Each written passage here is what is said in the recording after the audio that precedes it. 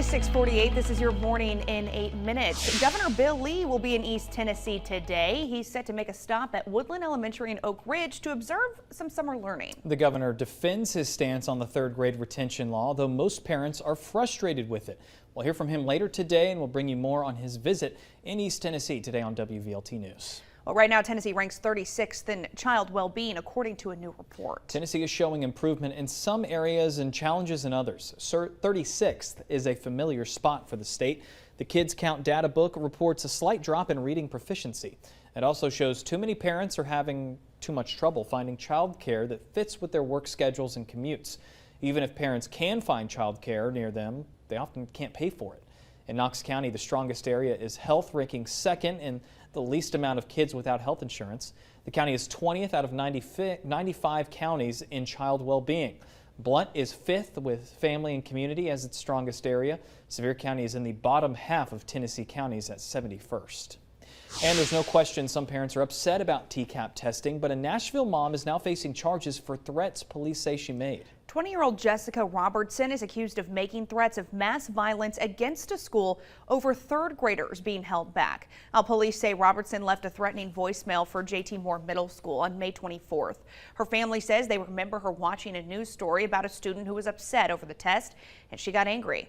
Police say on the voicemail she asked, quote, "Why does the government think it's okay to make third graders repeat elementary school?" and went on to say, quote, "I'm gonna kill y'all," before hanging up.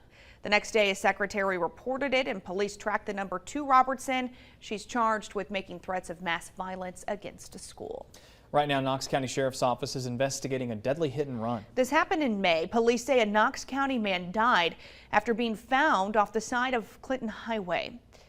Investigators say Millard Dean Willis, a car probably hit him on Clinton Highway near the Knox-Anderson County line. Willis was homeless at the time. Police identified him by his fingerprints. If you know anything about what happened, you're asked to call police. You can remain anonymous. Well, the Federal Reserve will announce its latest action on interest rates today. There are two likely scenarios to announce another interest rate hike or put it on pause. And after several hikes since March of 2022, the central bank is hinting that it might skip one for June. But even if the Fed holds steady, analysts say another increase could come later this summer.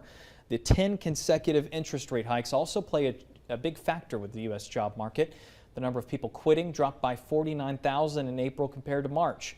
Economists warn that if inflation starts to rise significantly, the Fed may be forced to raise interest rates. Former President Trump maintaining his innocence, this after appearing in a Miami courtroom and pleading not guilty to 37 federal charges. Trump is accused of mishandling government documents and refusing demands to return them. He's now the first former president to face federal charges. During his speech in New Jersey last night, the former president called the case against him, quote, political persecution. We've got a recall alert this morning for Jeep owners. The company is recalling Jeep Grand Cherokees. The automaker says the rear coil springs can fall off the car while driving. The problem increases the risk of a crash. Some 2022 through 23 Jeep Grand Cherokee SUVs, as well as the 21 through 23 Grand Cherokee L springs may have been installed wrong. As of right now, there are no reports of anyone getting hurt, no accidents. If you have one of these recalled Jeeps, reach out to the dealership for inspection and a free repair. And today marks what would have been legendary Lady Vols head coach Pat Summitt's 71st birthday. And to celebrate, the Pat Summitt Foundation is holding a huge fundraiser called Pat's Day of Giving. Here's a live look at UT's campus.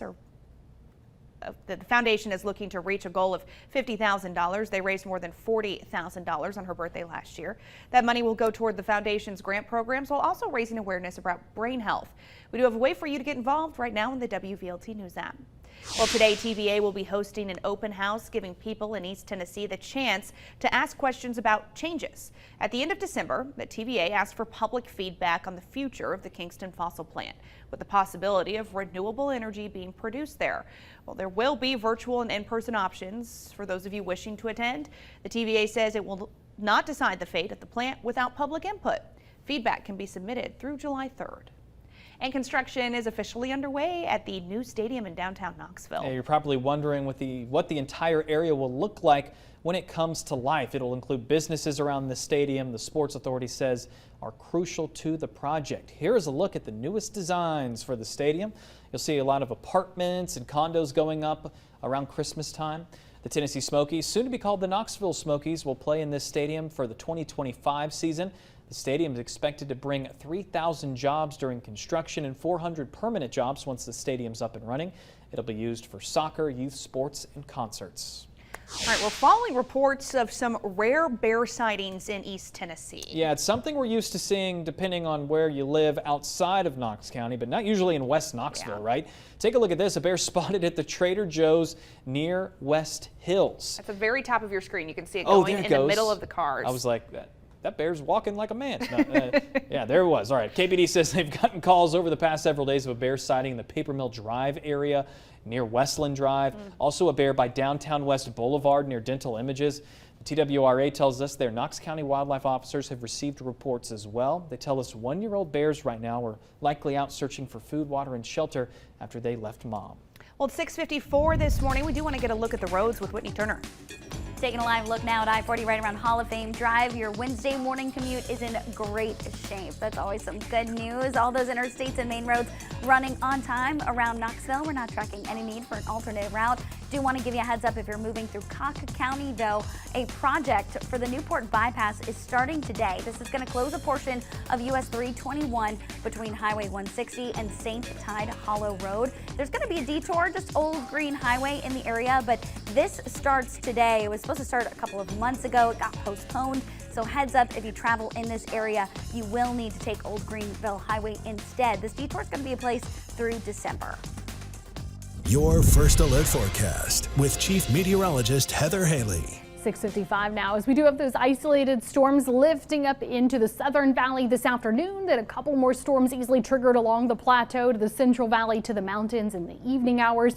You can see the lucky few here collect a good 1/4 inch to a 1/2 inch, these bright greens to very lone blue spots. So the key here is that is really only about 20% of our area seeing rain and storms, and that's the southern half of our area kind of grazing Greene County, Hamblin County as far north as parts of Morgan, southern Fentress. What spreads out are the winds. So we share these gusts kicking up to around 20 miles per hour at times this morning through the afternoon. It's also longer and more of a northerly reach here. Those gusts out of the southwest are blowing that humidity into our area, blowing that heat into our area, and then helping to trigger a couple of storms, even into those evening hours. When it comes to it right now, that's nice and quiet, just choppy cooling. 64 Knoxville, but 59 Oak Ridge, 52 La Follette to 57 in Crossville, kind of all over the map in case you commute to a different county. You can see those few clouds drifting by here, a little hazy over downtown Knoxville. Got a good southwesterly wind now. Again, those gusts are going to continue to climb for the day. And then we'll see the isolated storms. With a high today of 83 degrees, we're getting back to more normal heat and humidity to summer in East Tennessee the next few days. Now notice the second half of your first alert 8-day planner becomes a lot more active. That's when we have a more organized system moving through. So we'll talk more about that as well coming up at 7 o'clock on CW. Awesome, Heather. Thanks. Thank you so much for watching WVLT News this morning. We hope you join us for 2 more hours on WVXX. Have a good Wednesday.